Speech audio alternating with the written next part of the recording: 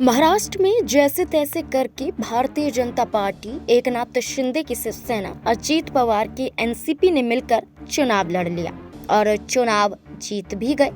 महायुति गठबंधन की सरकार महाराष्ट्र में बन गई, लेकिन भारतीय जनता पार्टी ने 132 सीटों पर जीत हासिल की। बहुमत का आंकड़ा तय करने के आधार पर मुख्यमंत्री देवेंद्र फडणवीस को बनाया गया। लाख दबाव डाले गए एकनाथ शिंदे, अजित पवार के जरिए, लेकिन भारतीय जनता पार्टी टस से मस नजर नहीं आई। अपने ही सहयोगी दलों को आंखें दिखाती हुई नजर आई। एक बार फिर से भारतीय जनता पार्टी तेवर दिखाने के मूड में नजर आ रही है।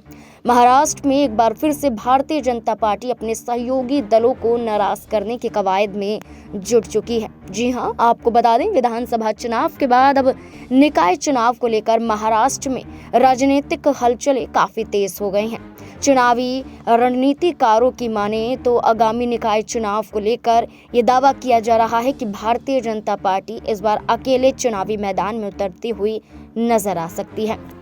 बताया जा रहा है कि आरएसएस के कई चेहरे भी ये दावा कर रहे हैं कि भारतीय जनता पार्टी को निकाय चुनाव अकेले लड़ना चाहिए। आपको बता दें कि बीते विधानसभा चुनाव में बीजेपी कुल 132 सीटों पर जीतती हुई नजर आई।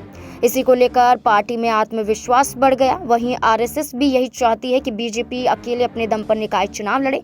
हालांकि बीजेपी, एनसीपी, अजित पवार, शिवसेना, एकनाथ शिंदे, अभी किसी ने इसको लेकर औपचारिक रूप से कोई घोषणा नहीं की है, लेकिन बीजेपी ने राज्य में निकाय चुनाव को लेकर तैयारियां शुरू कर दी हैं। पार्टी अपने संगठनात्मक ढांचे को मजबूत कर रही है और इसी के साथ साथ देखा जाए तो एक बड़ा फैसला लिया जा सकता है। देखना होगा, अगर भारतीय जनता पार्टी संगठन से विपरीत जाते हुए, गठबंधन से विपरीत जाते हुए कोई फैसला लेती है तो महाराष्ट्र में क्या कुछ होता हुआ नजर आएगा।